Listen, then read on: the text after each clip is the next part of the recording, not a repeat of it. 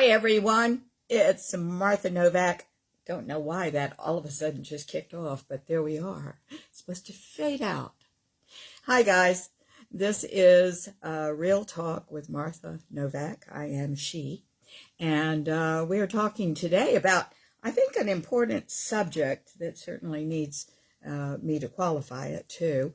And that is the cancer-prone personality and the cancer-resistant personality. Now, I'm no doctor. But I thought this was an interesting article for several reasons. One, because of the mind-body connection that they have now proved is a thing.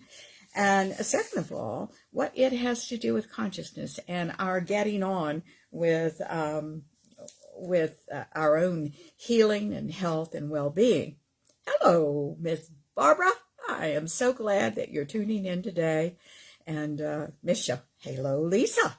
Hello, all of you.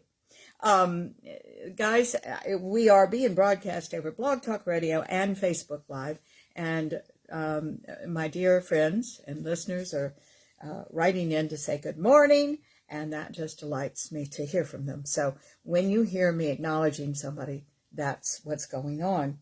We do have a call here that is a 519 exchange. As you are listening to this, whoever 519 is, do know that that line is to get you on the air. So if you are interested in talking with me today, do give me a call at 347-850-1647. I certainly will try to get you on the air. And then we can have a discussion and about anything you want and answer some questions. Certainly, and they've just dropped off. I always have to announce that because here's the thing, guys. If you all are just wanting to listen, that's not the line. You can go through my website, which is Martha Novak, NOVAK.com, under radio shows, and there are two buttons. One's for Blog Talk Radio, one's for Facebook Live, and they can get you right in to either show you want as a listener. But that number, 347-850-1647, is going to get you on the air with me. So I think sometimes people call that number and go, I don't want to be on the air. So there we are. All right. That said, let's do a quick prayer, and then we're going to give you this information today and discuss, if these characteristics happen to be yours, how you can grow past them, because everything's movable, guys. And nothing is a pronouncement on our lives. Isn't that nice to know? We are works in progress. Okay, here we go. Dear God, who is all there is, you who are all we are and all everything is in this world, we thank you so much for the opportunity to come together like this under the banner of loving you, of trying to know more about ourselves, that we may know you. For you are all we are, and it's just our ego child's mind that gets in the way sometime of our being the channel for your love, your light, and your well-being. We now open ourselves to see, hear, sense, and know what you would have us do as we open to the truth that lies in your enlightenment.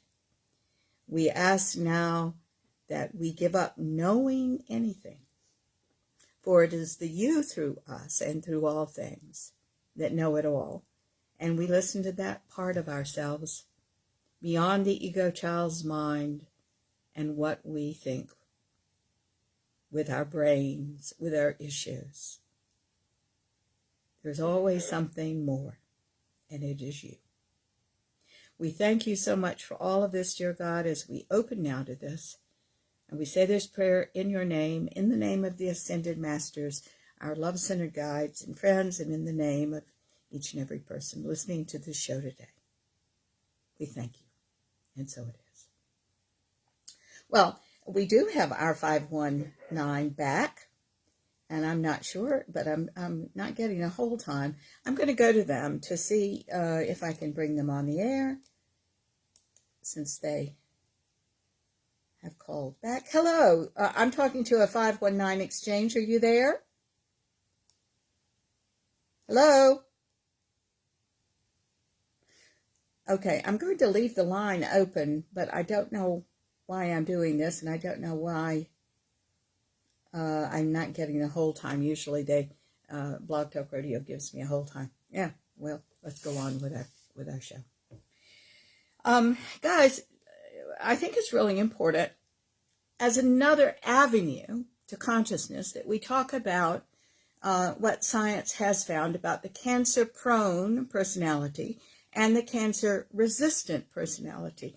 More than 20 years ago, the American Cancer Association started studying, is there a cancer-prone personality? Their results were inconclusive at that time, but since that time, a whole lot of information has come proving that there is a mind-body connection. We have certainly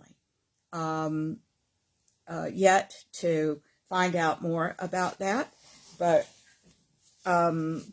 it is one of the new frontiers we're facing. And of course, it has everything to do with consciousness, doesn't it?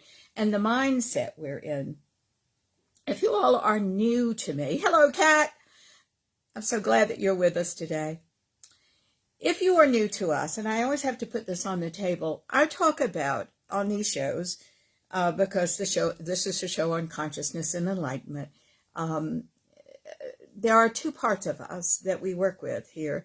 One is the egoic child's mind that develops about 18 months old when the ego is formed. The ego child's mind is a part of us, even in adulthood, that thinks like a child, perceives like a child. This is a very lack-based experience. And, you know, we say that there's an energy here of the absence of God. And to think of the way children think about God, you know, God's kind of like Santa Claus, and God's there if you've been a good little boy and girl and deserts you if you haven't been. That's certainly not the God we talk about here, but in our minds it is ingrained. This God of the ego child's mind is also an outside God that doesn't much have truck with the mere mortals here. This is certainly not in keeping with some of the teachings of the ascended mind and of consciousness. I happen to believe, and many people do, that God is everything. So these things about, you know, why do bad things happen to good people? I think, with all due respect, I want to say that I think everything is a growth process.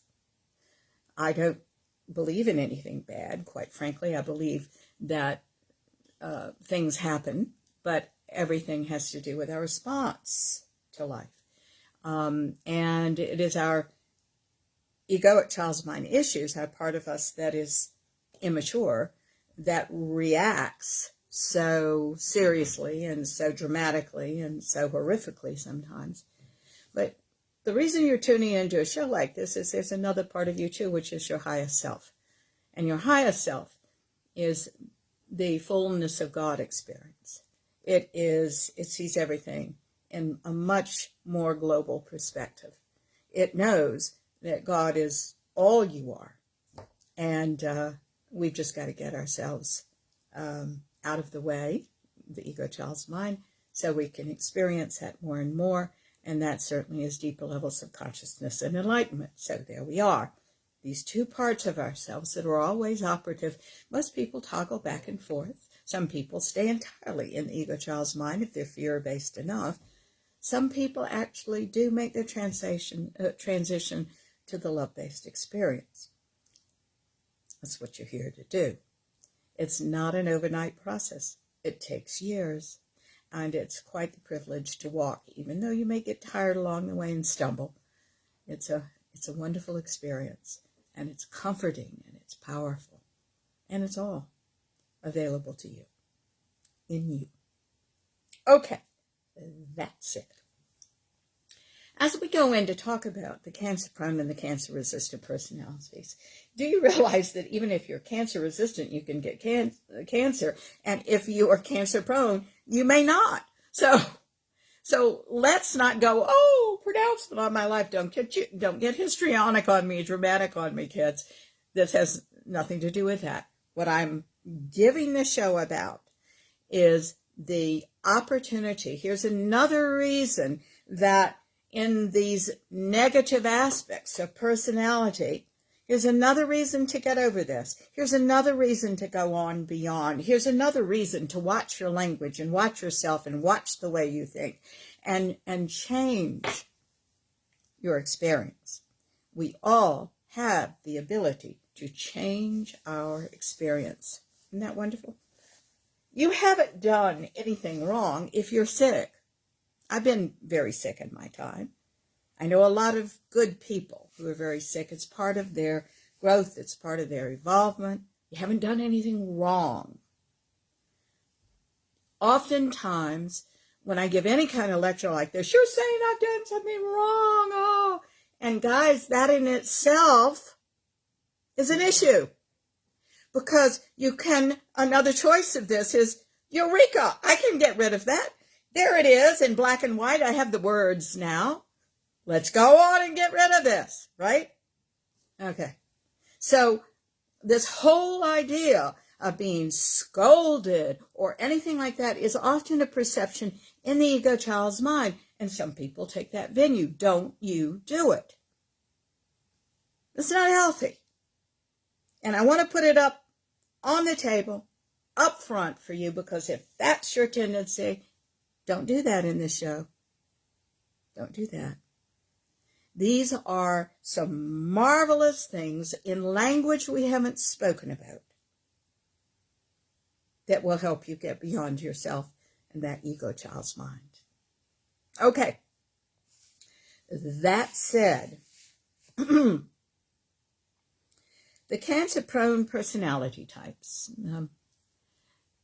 I think there's something else I want to put on the table, and that is this. I've worked with this list for a long, long time with people. Once in a while, I do have clients that come to me, and I had a client come to me recently who has cancer. The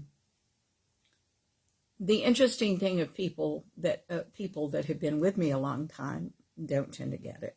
So there we are. I think it's really important that we face what we're doing so we can change it.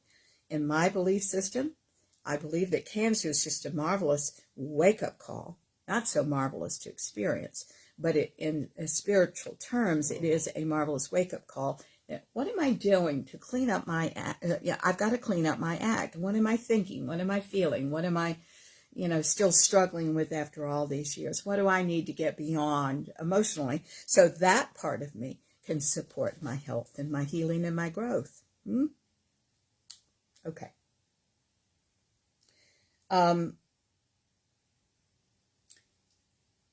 Many times,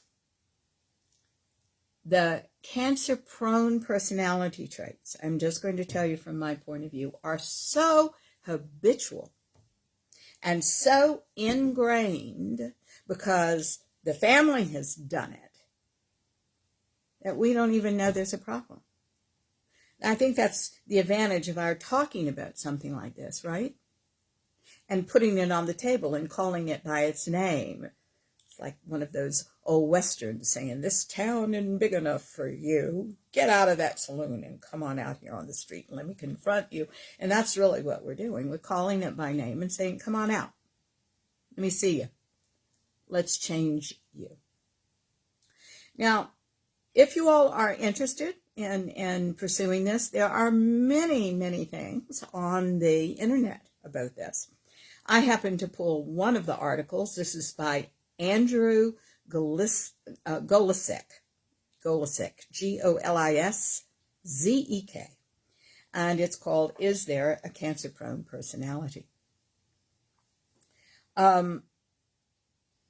So he's got a list here of cancer-prone personality types. So let's go through this list.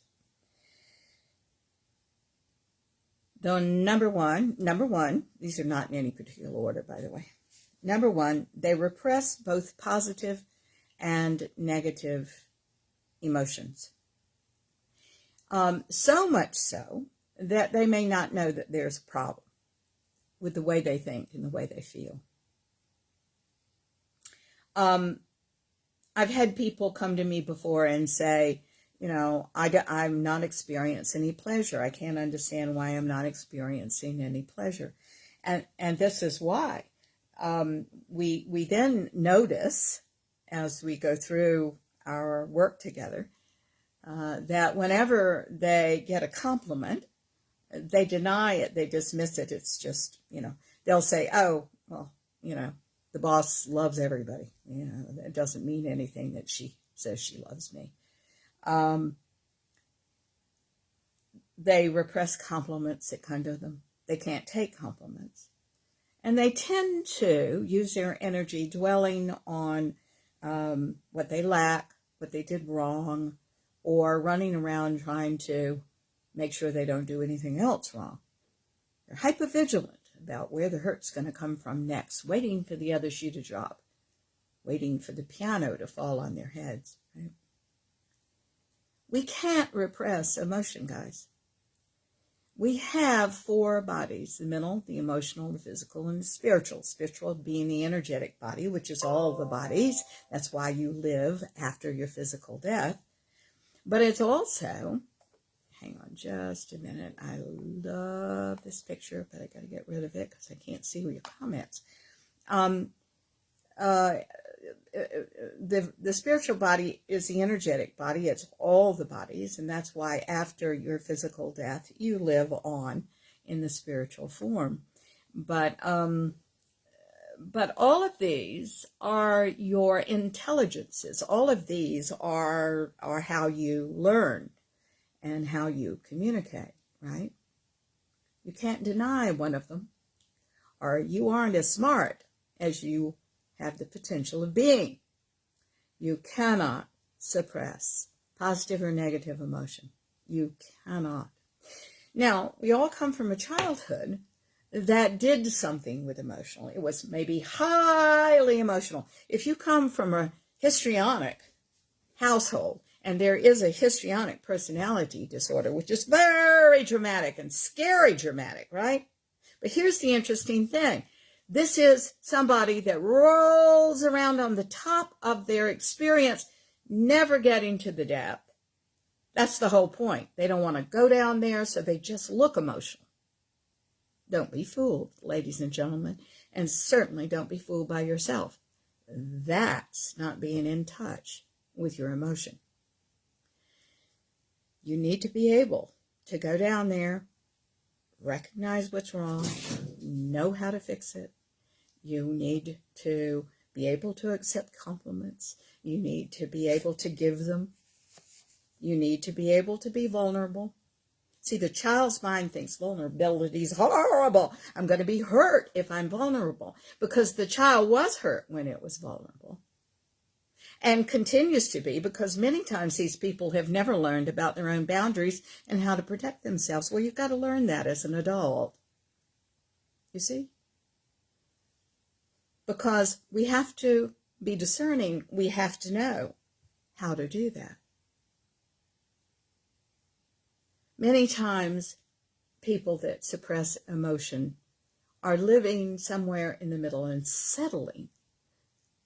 They don't have the highs and lows that we normally have. And we don't, sometimes when we come from difficult houses, we don't even know what's normal. We've got to learn what's normal. Now, there's not a normal, but there is a range of normalcy. And we work within it and we find out who we are and what our normal is, you see?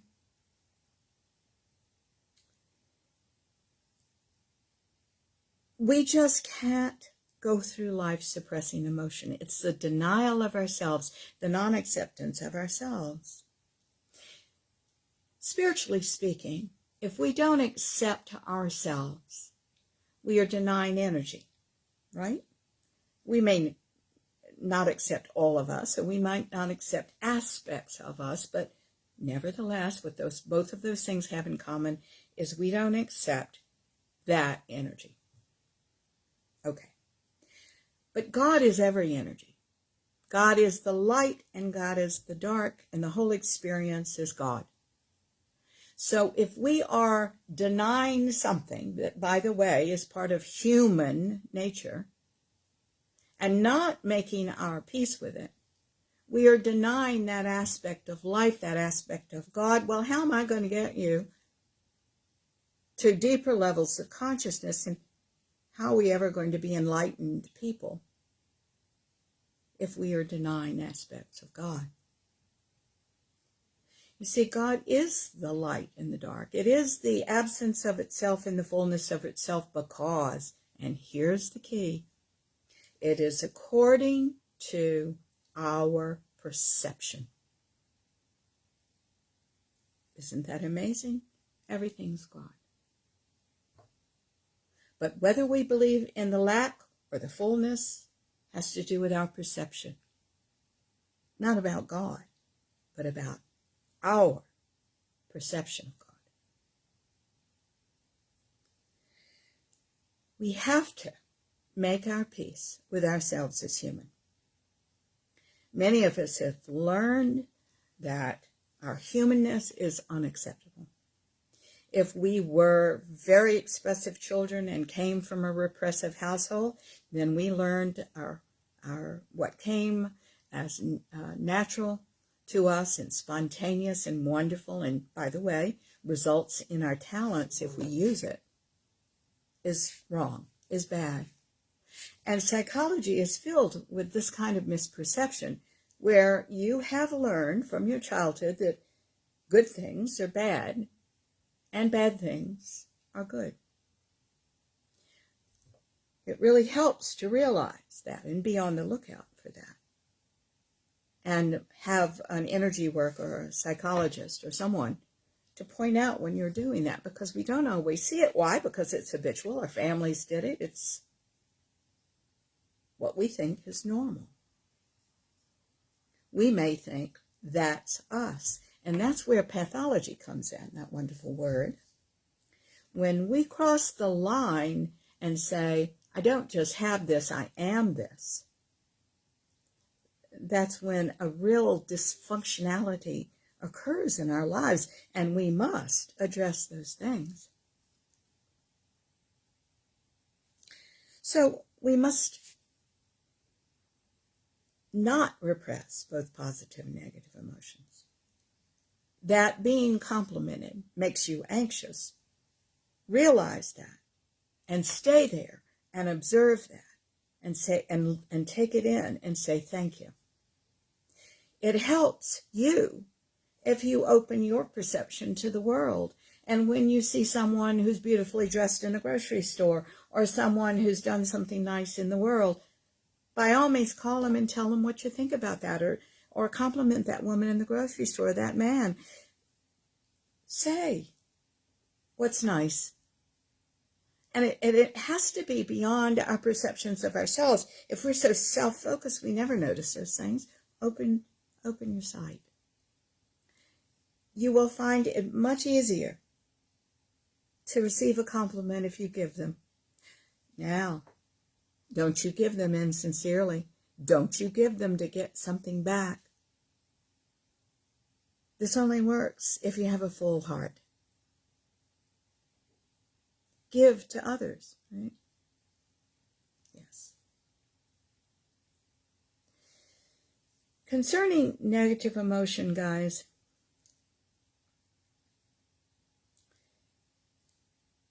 it's the duality of life, isn't it? That things hurt and things also feel really good. We have to accept all of it. You can't make it a pronouncement in your childhood that I will not be hurt again. I know someone like that. The life is very small that this person lives. You are going to be hurt. Oddly enough, she wants a partner.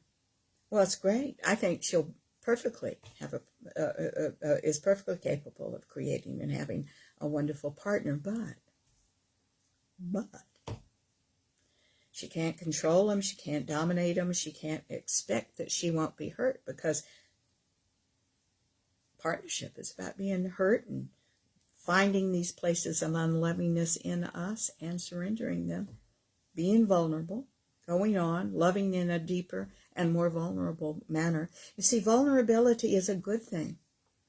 It unites the world. We are all vulnerable because we're human. It is a rapport with all life. What do you think rapport with all life is? Having sailboats in common? No. It is being human in all of its aspects. And recognizing that in other people. And honoring that.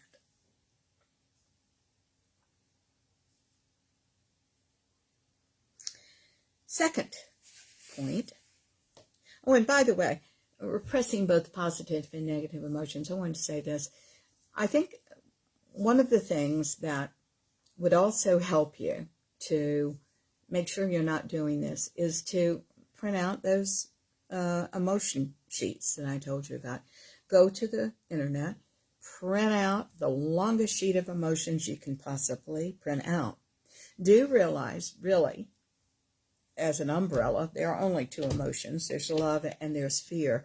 That's because fear is at the base of the ego child's mind and love is at the base of the highest self mind. Okay, knowing those two things.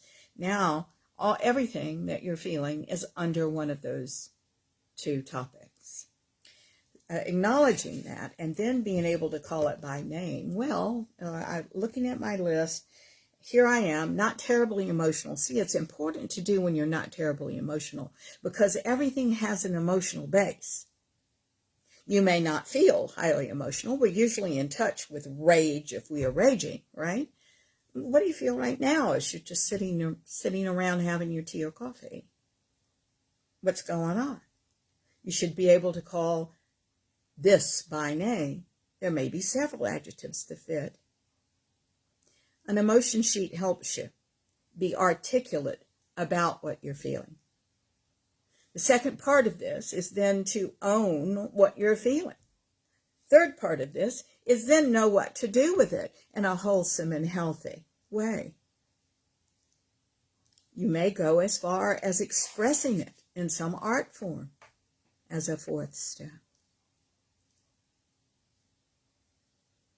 It's really a marvelous world, and everything is here to help you, even the hurtful emotions. But you see, we've got to get past that child's mind that says, if I'm hurt, God isn't here, I'm deserted, I'm abandoned, life is crap, and get into a different mindset that tells us that everything is part of this marvelous continuum known as growth and evolvement in God. There we go. Now that's the way to think. More cancer-prone personality. They show anger, resentment, and hostility toward others, and I'll also say toward themselves. That's probably the most damaging of all, don't you think? When you show anger, resentment, and hostility toward yourself. That's the whole reason you show it toward others. But you show it toward others a lot of times as a distraction. If you can fight about something, if that mean old person sitting at the next desk in your office reminds you of a sister you have never gotten over your issues with, oh, well, then that distracts you from looking at yourself and what the hell you're doing. We can't be distracted, kids. This is not the time. In my book, The Life You Want, first line is, this is the age of individual consciousness. And what you think right now and what you discover and what you feel is going to influence everything, the rest of your life. And also add to a whole for this world that it sorely needs, because this world is waking up in consciousness, and it has to do with you, the individual. We can't be distracted from our own growth. And yet, when we show anger, resentment, and hostility toward others, that's exactly what we're doing. We're being distracted from our own growth. We're often projecting what we don't like about ourselves onto them. You see? Isn't that something? A powerless person is going to criticize somebody else's power. Well, your power is right there. It just may not look like theirs. Why don't we develop that?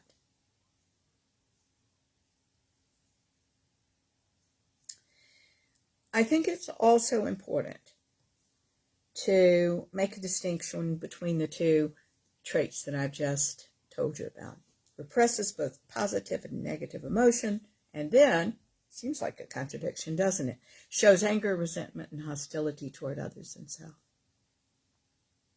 So here's the repression of emotion, and then here comes this. Well, they are not opposites. The truth is, you have to repress emotion when you're doing that towards yourself. You have to have some sort of release valve so you do this and feel these things toward other people. The whole point is to get to a place where you can acknowledge what you're feeling and don't stop there. It isn't what you're doing or what you're feeling, it's why. It's the motivation underneath that frees you.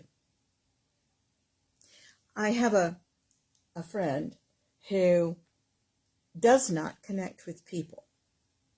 She looks like she does.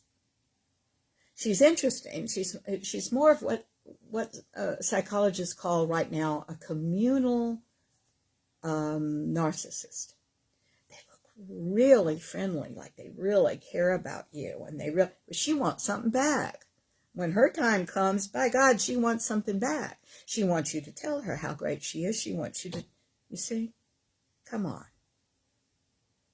That isn't clean, kids. So we have to look beneath the surface. Why are we doing things? Why? What is our motivation for thinking, feeling, acting? What's our motivation? And if it's lesser, then look at your past. Everything's formed. You're cooked like a fine Christmas goose, issue-wise, by the time you're 7 years old. And there is a secondary patterning that cements all those lessons that goes up to about 13 or 14 years old. Excuse me, we're having pollen issues right now. And so my nose runs. Wow, okay. Why are you acting? Why are you angry? Why are you resentful? Why are you hostile? What created that? When you get to the bottom line of that, you won't have to do it anymore. Okay. All right. Next, Cancerprone personality type. They take on extra duties and responsibilities, even when they cause stress. It's so interesting to me with all this list. I'm thinking of a woman I know that has cancer, and she denied almost every one of these. I think she claimed a couple of them. And I've been watching her for a while. She has all of these things in spades. But because it's habitual, because it reminds her of her early childhood home, and even if it was horrible, she belonged there, she thinks. And she's holding on to that, even though all the players are dead except for her. We have to realize, you have to wake up to the fact that you're doing this. Open the mind. Claiming these things is the first part of healing these things, you see. You have to claim them. You have to own them. First of all, you have to acknowledge them, claim them, own them, and then sincerely say, God, let's transform this. What God are you giving this to? The one that has the transformative aspect, by the way, that's you, the God that you are, the highest self. It'll replace that energy, this lesser energy, with something wonderful. But you really have to find out all about it first before it can be lifted off. Why? Because that contains the resolving of the issue. You see?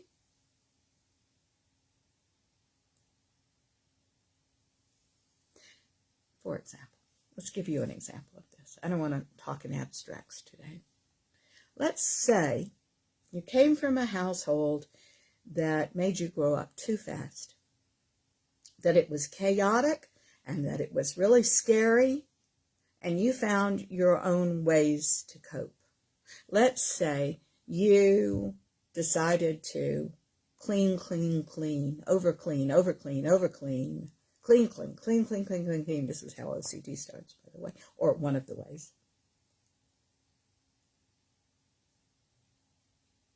And now you're an adult, and certainly you keep a clean home, but you're at work, and you're at chaotic work. And what do? You work.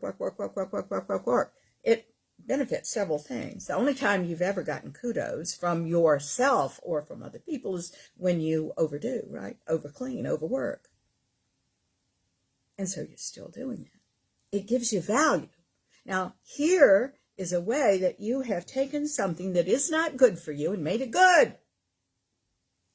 And that's the why you can keep doing it. But if you look at what's beneath that, it was the way I controlled chaos. I have a really big control issue because I formed it when I was a kid so I could cope with all that, and I have it still. You're overworking to control the chaos, to control everything. You don't want to be hurt again. If you're really good, you won't be, you say, right? If you're really valuable, somebody, somewhere is going to acknowledge that, but you're not listening. There you go. When they do compliment you. So you have to keep doing it.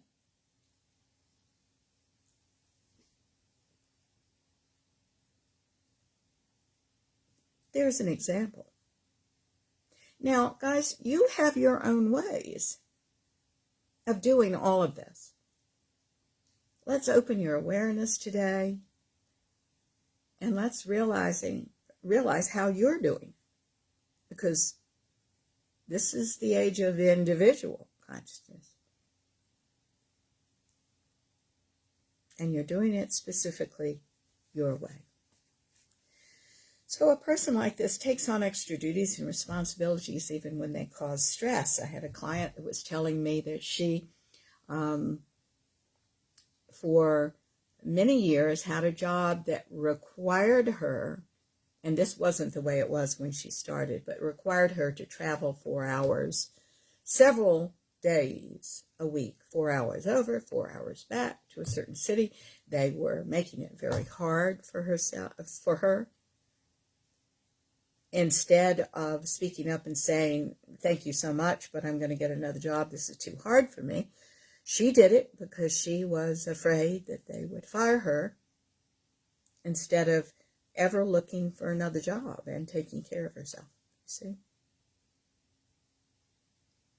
The person that wants to be liked and loved and wants to attach to other people but not connect will overwork. They'll do too much.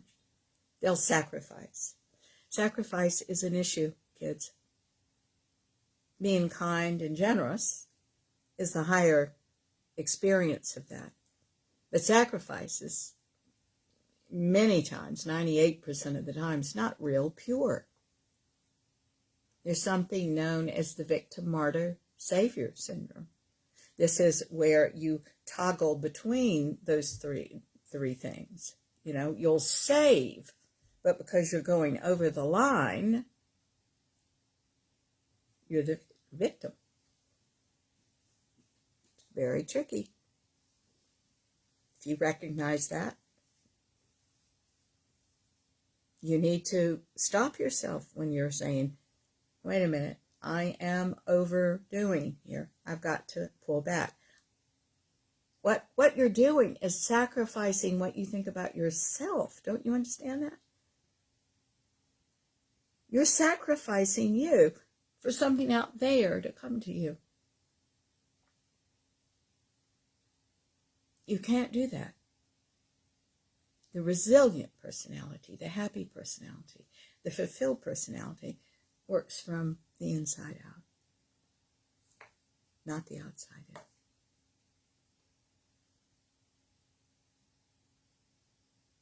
If you think you can't take care of yourself, you're trying to find somebody to take care of you out there, or you're trying to find somebody to take care of.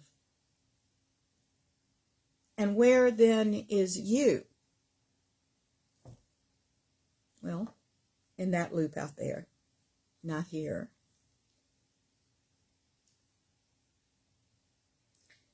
All right, next one. Reacts adversely to and does not cope well with life changes. Guys, things are changing all the time.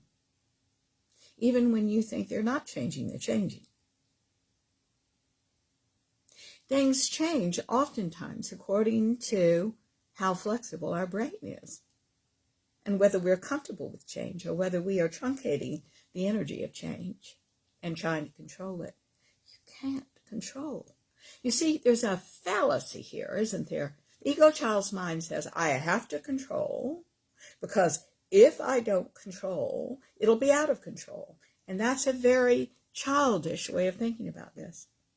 Because all you're doing is giving control in deeper levels of consciousness to the highest self of you that I guarantee you keeps you on the cutting edge of change when everything is in place. But it's not controlling and manipulating with our brains in the little ways that we do and that we learned when we were children. Oftentimes, to cope well with life changes, instead of going with, which is the healthy thing to do, and being aware and knowing what to say and do, or and if you don't know, learning about what to say and do. Hi, Fabiola. What happens is that we try to control the situation. This causes tremendous stress. And we don't get everything out of a situation that we could because we're trying to control it. We truncate the energy. We stop the energy. There's some sort of famous quote. I have it somewhere else. It's not in this house. But it's something like, I know I'm not at the end if I don't have what I want yet. You're not at the end until you do. So there may be something that comes along. Fabiola, that is adorable. She says, ego is not your amigo. That's the cutest thing I ever heard. That is just marvelous. Good for you. I haven't heard that. Fabulous. Okay. So, you know, part of one of the gifts of consciousness, you will find as you deepen and grow in consciousness, you'll find all sorts of gifts you didn't know you had. And guess what one of them is? It's resilience. It's the ability to go with, to know you're all right, to stop worrying. You know? Yeah, Fabiola, that's great. Good for you, sweetheart.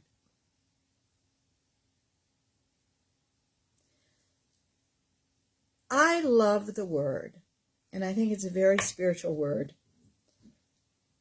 cooperation. We have to cooperate with our highest selves.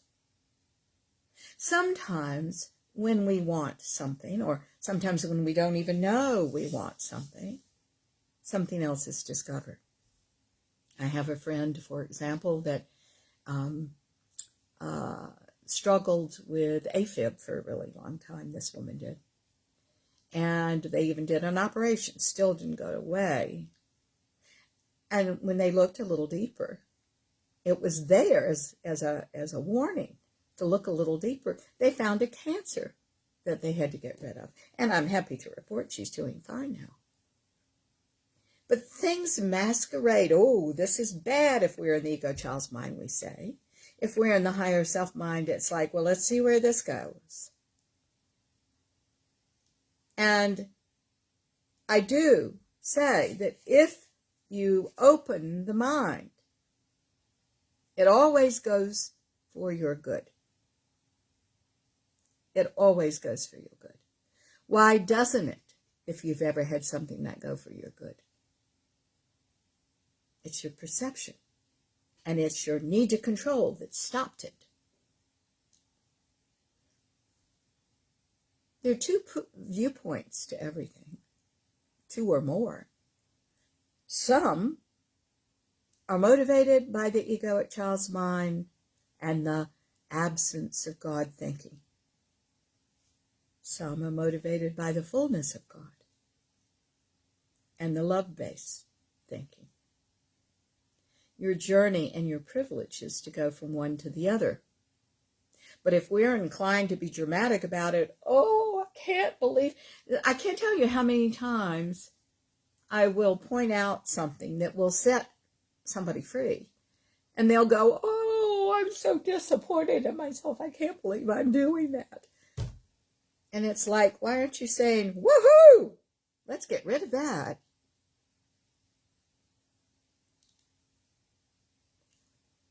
Watch what you think. Watch what you think.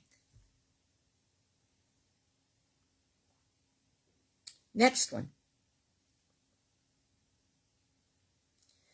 This is an important one. Is negative or pessimistic? I'd say negative and pessimistic, because I don't think you can be negative without being pessimistic and vice versa. I think they go along as twins. Guys, you have been trained to think negatively and pessimistically. It's because you're full of hope that you do, because you're full of hope. And when you were a child, that was often disappointed. And you've learned that that hurts. So this is the way you protect yourself. Thinking the worst, seeing the worst possible scenario, fearing it's going to come, controlling yourself with negativity. Can't be too great, can you? Can you? Sure you can. You may have had a negative and pessimistic mother or father. You may have, you see, as a little kid, we come in and we try to be our cute little adorable selves, and that doesn't work for a negative and pessimistic father or mother. It doesn't. So what do? We gradually become them. That'll support them, and then that assures your survival if they're supported, right? And then we grow up and we go, I don't know why. I have a wonderful life. I don't know why I'm so negative and so pessimistic about everything. Well, guys, there it is. And I'm making it simple. This is a radio show. I have to make it simple on a radio show. But you're wired a certain way. Go past, see why you have negativity and pessimism. See what aspects of yourself you're not accepting. That's God. Don't you understand? And when you accept those things and you say, I am weak, you won't have to fight it anymore, because you're not just weak. You're the strongest person in the world too, but you're only seeing one side. And consciousness is about being conscious of all aspects of you and knowing you're everything. There isn't a bad thing you can say about me that I won't say, yep, that's part of me. Because it is. But I'm a lot of other things too. And so are you. And they're good. And they're remarkable.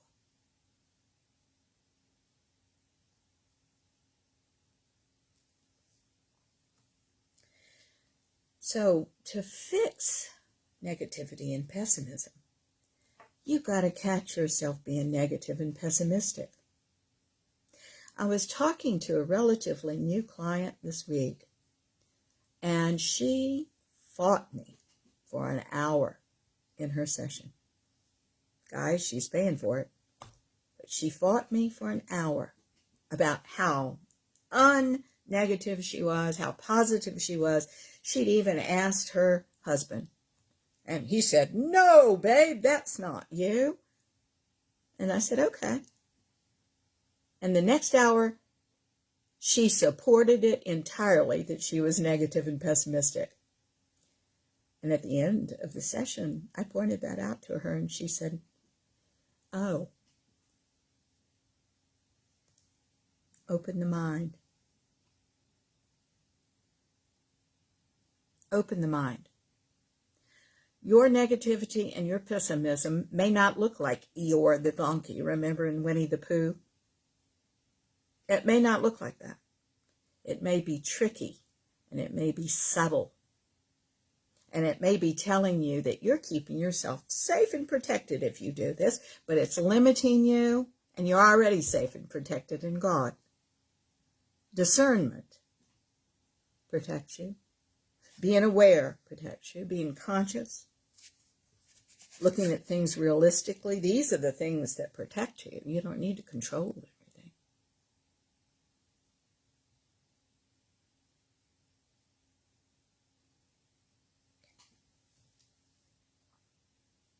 The next point is becomes easily depressed and has feelings of hopelessness. Well, if you were doing all these things, I'd say that's pretty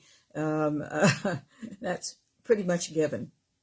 The ego child's mind is limited. It is limiting.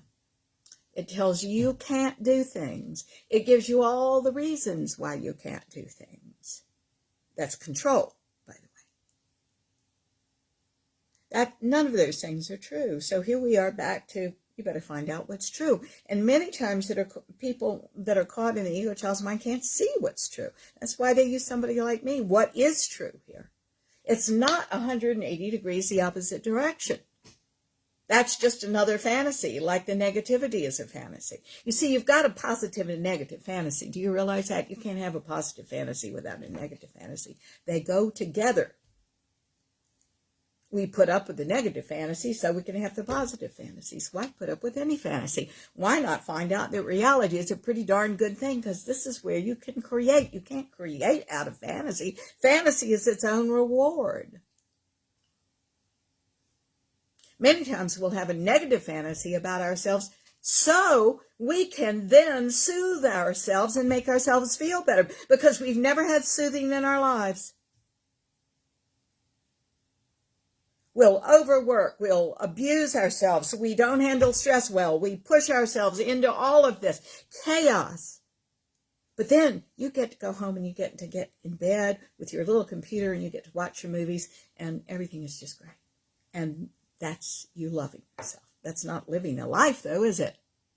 That's handling the stress that you just caused so you can soothe yourself because you've never had soothing any other way. If you didn't have a mother and father that loved and cared about you and said, "Babe, go on into there and make yourself happy."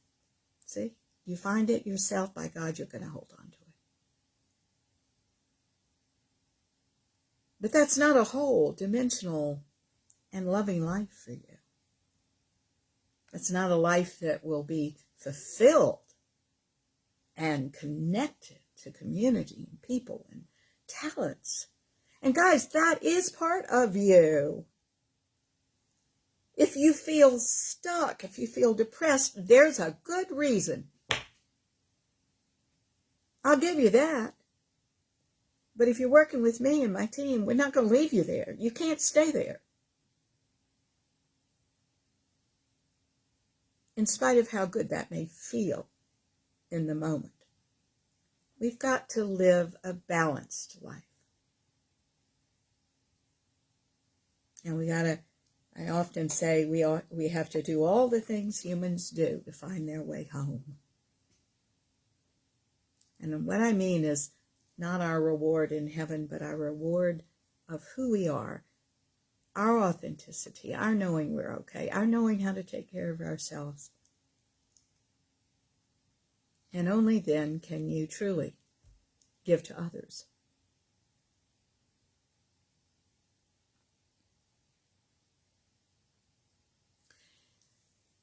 One of the things that goes along with the lack mentality, and by the way, that's what the cancer-prone personality is, a fear-based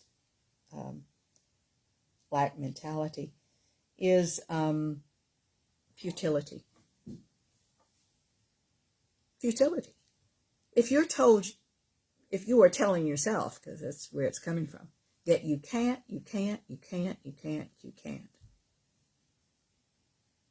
then anything you do is going to be futile. The person that I was telling you about overworks all the time, feels futile all the time, because that's not going to fix what's damaged right now. You see? I can't get to the futility until we do something else. Hey, Hope, how are you? I'm so glad you're tuned in today. The next trait of the cancer-prone personality is they worry often and excessively about others. I think this is another distraction, you see, from our balancing, taking care of, learning about ourselves. We'll make it about them. They're the ones that have the problem. No, it's all about us. And then we find out, with doing all this work on us, that it's not about us at all. It's about humanness and God right there, where we haven't seen it all along. And where is it? In us. Been looking at other places. The next personality trait is that they feel the need for approval and to please others. Why do you do that when you do? It's because you're not approving of yourself. Do you understand that? You're not pleasing yourself. So we have to get that validation from out there somewhere. People play this out in sessions sometimes. They'll say, I have done all this work. I have, and all I'm doing is trying to go for what they haven't wanted to get. It's like, why are you telling me this? Because I don't think you're acknowledging all the work I've done. Well, I'm acknowledging it. You wouldn't be here. Otherwise, why do you need me to tell you all that? Let's get on with it. You see, this is the drama we often surround ourselves with. It slows us down. Sometimes it stops us completely.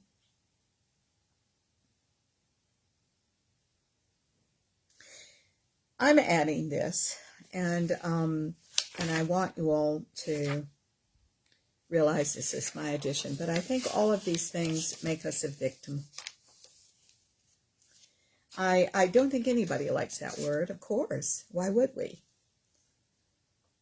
Especially if we make ourselves victims. We don't like anybody talking about that. We don't like anybody discovering that's what we're doing. But the most important person to discover what we're doing is us. If you can realize that, and realize that a lot of these things that this article brings up are doing exactly that, we can realize we don't have to be the victim anymore about anything. And we're not. I also want to say concerning cancer, that when someone I know has cancer, it's certainly normal for everybody to freak out. You know why? We don't have a plan yet. We all do better with a plan. So cancer, I want to say, is a word. It's a word. It's a sign that says, well, there's some things to correct. So let's go find them. Let's go correct them. I'm in the emotional realm right now, but there's going to be some things to correct in the physical realm. But cancer is just a word. It's just a word like any other word. And a healthy protocol is a healthy protocol.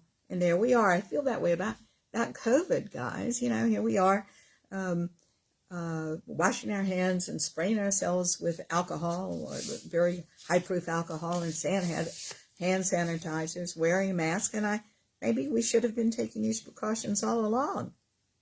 Maybe we should have been more careful all along. Maybe establishments like restaurants should have been cleaning everything better and with a stronger antiseptic.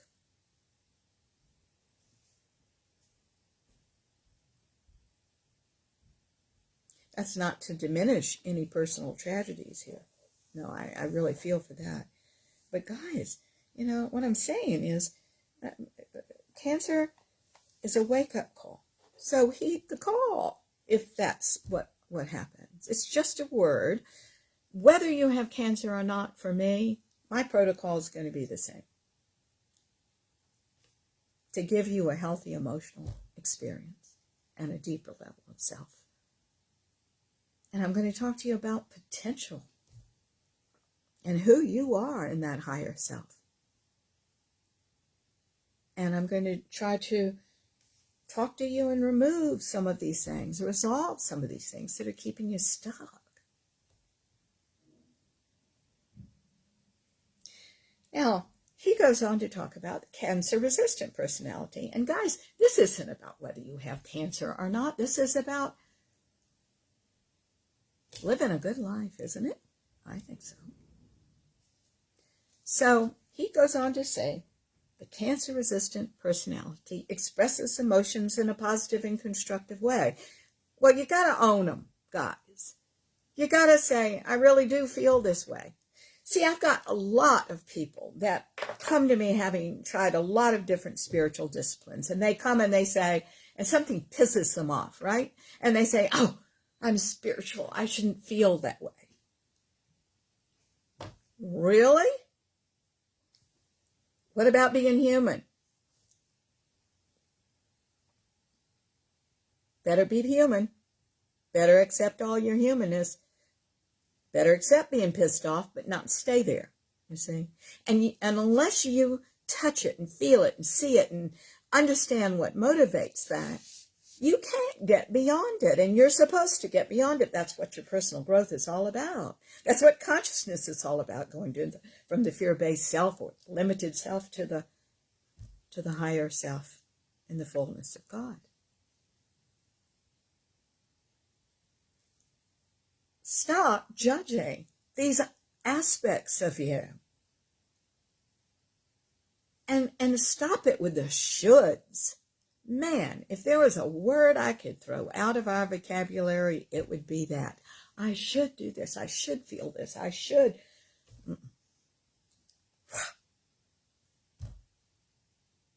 It's just the ego child's mind talking to you. Most of the time.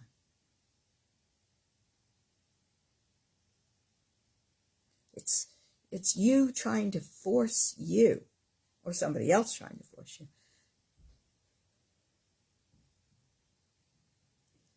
The next cancer-resistant personality type trait is they control anger and resolve anger issues positively. And I'm going to add a word, saying, and relatively quickly.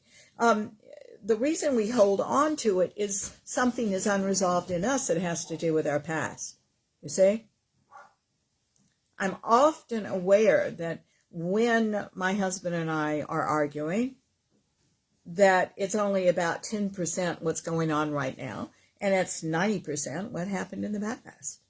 Let's resolve that. Then this won't be such an issue. Then we can say, okay, this happened. If it happens next time, how are we going to deal with this? So we're both happy.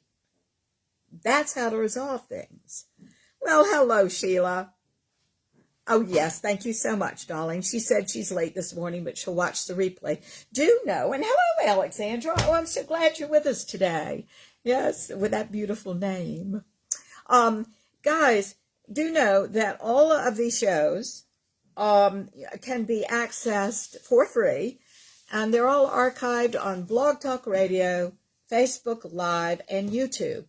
Everything that I produce here now goes right to YouTube, so you can find all sorts of things on a variety of subjects. So thank you for knowing that, and thank you for reminding me, Sheila, that I could say that to folks.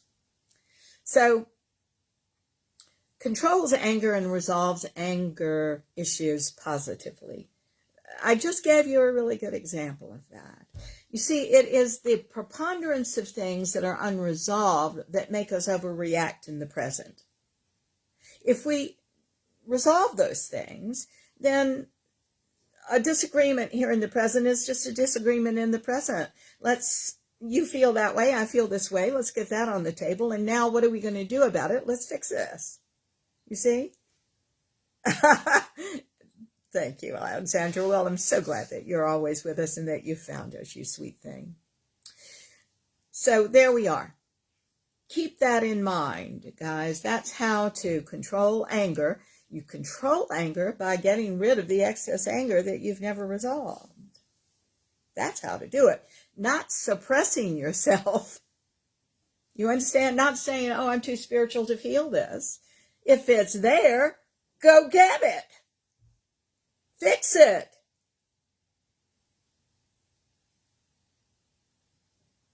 Good. Part of that, too, is learning how to talk to people. Nobody tells us when we're children how to talk to people. Part of my program, I'm a business coach too, part of my program is to help people speak from their highest selves. I'll edit emails and we'll go over a speech or that kind of thing, because that's really, really, really important that you know how to speak from your highest self. Because if you're speaking from your ego child's mind that wants something or is pissed or is dragging the past up, that other side, that other person's going to tell you. But when you are your highest self and you are offering in a conversation the other person the chance to be their highest self, it usually works out pretty darn well. I can think of an example of that. I'm looking at my time too, so I don't want to waste a whole lot of time. I remember years ago having a woman who was in logistics. At that time, logistics, and it may still be, it's pretty much a man's field, and here she was right in the middle of it and doing it well. Well, she had a huge contract come up, but they wanted to partner with another company they were interested in, and so she partnered with this other company in order to have this big contract. She looked away. She focused on what she was doing, expecting them to be good, focus on what they were doing. Completely blew it. They completely blew it. They weren't a good company. She didn't know that. All right? So the client was furious. It was a majorly big company, too. And she heard that CEO was bad-mouthing her. She heard that through the grapevine. And she came to me absolutely hysterical and saying, my career is over. I'm going to have to get out of this business. I will not be able to hold my head up again. This is, it was over in her perception. The lack, right? The lack mentality. And I said, okay, let's write this guy a note. Write him a note. And I started dictating the note. And she said, why am I doing this? What am I going to get out of this? I said, what mind are you in that wants to get something out of this? You guys know the answer to that. She did too. So I continued the dictation, and it went something like this. Hello, Randy. It went something like this. Dear, I don't remember the guy's name. Let's call him George. Dear George, thank you for the opportunity that you offered me to work for you. This has been the greatest lesson of my life. It is with great regret and heartache that it turned out the way it did. You have taught me more than anyone else has ever taught me through this experience. And I want to tell you that I'm going to take these lessons forward. And I'm going to be better and deeper and more aware and a finer business person because of it. I said, now, send that to him with the biggest gift basket you can find. And she did. And when he received it and got that note, he didn't want somebody that good working for his competition, did he? He hired her. No was not no. So guys, this is about resolving things with the highest self, not with the ego child's mind, not the thing that says, what do I get out of this? What do I get out of this? She may not have gotten anything out of it. I told her that. I said, you may not get a damn thing out of it. This is the right thing to do. In the highest self, you act, you feel, you say, because it is the right thing to do. There's no other reason. It is the right and most loving thing to do. Okay. The next thing is people that are cancer resistant know when to say no. Yeah. And I'll also say they know how to sell no. They know when to say no to protect their time and energy. And they know how to sell no. So everybody remains a friend. Okay.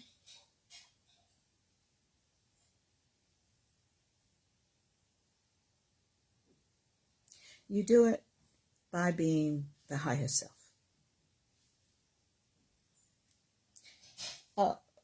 A lot of times in my business coaching, I coach teams that have to fire people all day long in big companies. And usually the people that are being fired are very hurt and very offended. If the firer doesn't even look at them, is cold. Now, I don't believe in being so overly compassionate that you sit there and boo-hoo with them. But you've got to frame it in a positive manner. Does it do anybody any good to keep somebody around that isn't a fit here? It's just about a fit, isn't it?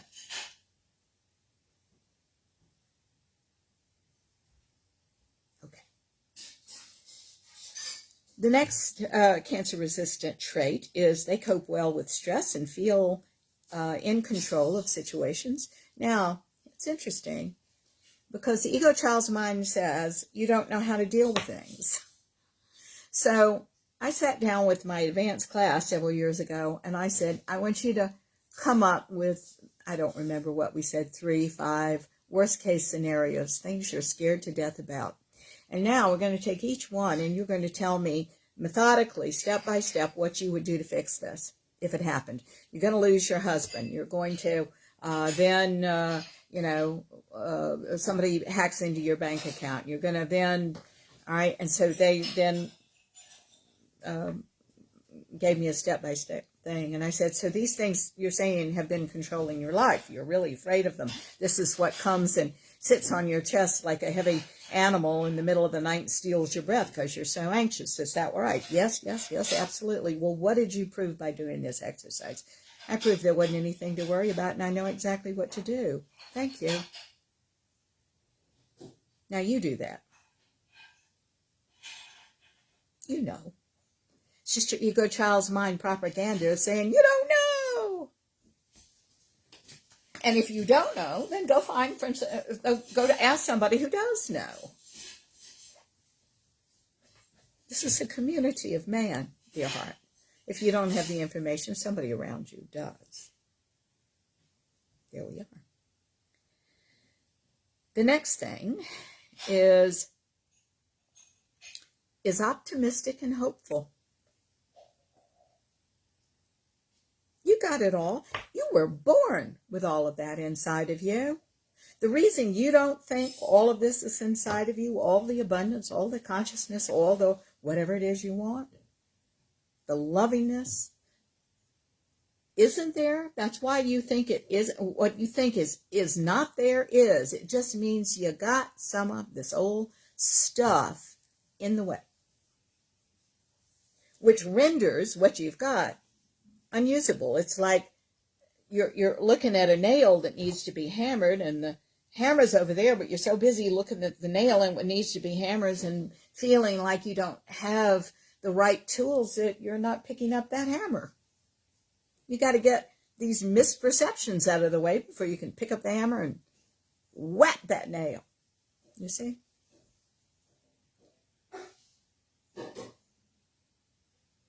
You either believe that life is random and going to hell, or that everything works out for your good. And I am here to tell you everything works out for your good. And it's fascinating when you believe that. I don't believe, by the way, in thwarts. I believe every single thing, even if it looks like a thwart, is here to help us. Where's the gift? Sometimes you don't see the gift while you're going through the situation. Sometimes you can only see the gift in hindsight. Why is that? Because of chaos, and because of our perceptions of chaos, and because all isn't revealed and processed through and in its place in us until we've gone through it. But I'm here to tell you everything works for your good.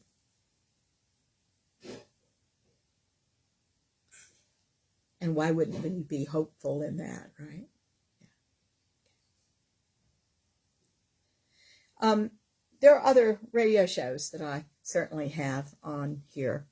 Creating the Life You Want. As a matter of fact, in my book, The Life You Want, there are many chapters on how to create your own life in a better sense, how to manifest things, you know. But they all ride on, your success with that rides on getting the ego child's mind resolved. And so that's really important to do. The next one is they don't become easily depressed. Well, yeah, huh? Why would you be easily depressed if everything's working out for your good? Please, do tell. I'd like to know the answer to that one. You just won't be, sweetie. One of the things that depresses you is the suppression of emotion. Well, we've said you're not going to do that anymore. You're going to get real fluid with that. You're going to realize that everything works for your good, that there's never been anything wrong with you. You've just been in your way. You're going to realize that your perceptions have often been lies to help you control things, control yourself, control your world. You don't need to do that. You're not going to lose control. You're going to align and cooperate with your highest self that always works for your good. There you go. The next one is they seek out and maintain social support networks. A lot of times people will, in a life where it was rough, and they didn't have any nurturance and soothing from their families, they find being alone and cut off and withdrawing and isolating soothing. And you know it is. It is. But it is not natural. Certainly we all need to rest. And I'm an introvert, let me tell you. So, I get my energy from being alone. People that are extroverts get their energy from other people. We're on a scale, so you may be somewhere in the middle. So you have to know in the moment what you feel like doing and which part of yourself you're going to honor, you see. But even as an introvert, I absolutely know the importance of my friends and of my family, and I absolutely make an effort in that direction. Not only that, but I understand that if someone is loving me, I have the privilege of staying in touch, loving them, and having that wonderful loop of love. I'm not going to disappear on anybody. I learned this because I used to years ago. And I had a dear friend whose feelings I heard a lot sit down with me at lunch and lay it on the table. What I'm telling you right now. within the week she was dead. I thought that was just a brilliant way to emphasize an important lesson we all have. You have to have a community. Doesn't matter whether you're an introvert or extrovert. You have to have a community. They don't worry excessively. Why would you? If everything's working for your good, if you're in full cooperation with what God is telling you, if God isn't telling you anything, just keep on right where you're going. But when you hear it, move on it, right? And the last one is likes to please, but does not seek approval as an emotional crutch. I think that's a really important one. We all like to get along with each other. We all like to love, don't we? We all like harmony. But you are sacrificing who you are if you need an emotional crutch from outside. It just means that you're not investing enough in what you think about things. Now, you keep in mind one thing. You remember, I love constructs, of course, and you remember you can often mix up, and this goes back to a construct, you can often mix up the expansive ego self. I'm queen of the world or king of the world, whatever the case may be. And the transcendent self, where nobody's king. You are channeling and in your God self and your loving nature. Don't mix up those two things. When we do, we'll reach for emotional crutches. I'm queen of the world. Oh, tell me I'm queen of the world. Tell me I'm good. Tell me. No. You see, this is where we're secure. Because you're providing so many things that must be provided for yourself. And you're not looking for anybody else to do that. And why isn't that all right? It is. Just a funny story years ago. I think I was watching Mike Douglas. I really don't remember, but Zsa Zsa Gabor was on, and this is a really silly story, but I'm looking to lighten things up now because we're at the end of our show. And Zsa Zsa was dripping with diamonds, right? And she had been married a gazillion times. I can't remember at this point how many, but the Mike Douglas or whoever it was, Dick Cavett, whoever it was, said to her, did your last husband give you that honker that you're wearing on your hand or whatever? And she said, oh, no, darling, my favorite jewelry, my best jewelry, I bought for myself. I remember that as a kid, because I was a kid back then. And I remember thinking, wow, because I was at that time certainly caught in the fact that, oh, yes, you want people to give you things. You want people to say how wonderful you are. It needs to come. And I remember that. And now I go, whether it's jewelry or anything else, guys, there are things you give yourself that no matter what anybody else is giving you on the outside, don't mean a thing until that is in place where you are giving to yourself. And there are some things in this world, like what we're talking about here, that you can only give to yourself. And if you don't think that'll make you cancer resistant, we got to talk, because it will.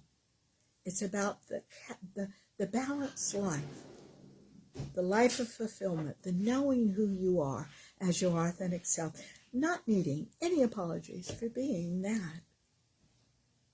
That, dears, is what your potential comes out of. The nice thing about the ego, child's mind, self, and these negative traits that I've just given you and the positive ones is that everything is movable. Issues are just perceptions, which are puffs of air, and they can be moved. Dears, you have to be the mover, though. You have to create the movement mentally, emotionally, physically, and spiritually. You have to be the detective. You have to catch yourself in the lies you tell yourself. And one of the big ones is, oh, I'm doing all of these lovely, noble things, when it's the same thing over and over again. You look deeper. You be smart. A great deal of awareness comes as you're on this journey. And I'm very proud of all of you all for wanting this. Guys, we're going to talk about a really interesting subject next week, which is your 8 intelligences. I think we're going to have a lot of fun with that. It's a very, very, very, very positive show, because if you know what your intelligences are, we can exploit them. You can use them in the world. So that's what next week is going to be about, okay? All right, guys, let's do a prayer. Get us all lifting some of this up and away, and I wish you a wonderful week. Oh, by the way, thank you so much for supporting the show and getting the word out on social media and through word of mouth. We don't do any advertising, as you know. We just do our thing here, and we're pretty busy doing that. So thank you so much for doing that. If you've enjoyed this and other shows, please do get them around to people. And we're trying to increase our community, which indeed it is increasing. Thank you. All right. Dear God, who is all there is, you who are all we are and all everything is in this world, we thank you so much. We open ourselves now to release, to surrender any of this that we've talked about today that we can, that we may go to a deeper level of ourself, our awareness, our consciousness, our lovingness, that we are more in line and cooperative with our highest selves, which is really all we are. Do show us how we're in our way. Do give us the tools so that we may transcend these things and put them to final resolve in us, that we may love and contribute and be valuable to ourselves in this world through our wisdom in you. We say this prayer now in your name, in the name of the Ascended Masters, our love-centered guides and friends, and in the name of each and every person listening to this show today. Thank you. And so it is. Amen. Guys, have a great week. All right? Stay safe out there. Wash your hands. Okay? And we'll see you next week talking about the 8 intelligences. 90 seconds. Oh, yes, indeed. 90 seconds. Thank you, Sheila. You too, sweetie. Okay? Y'all take care. Bye-bye.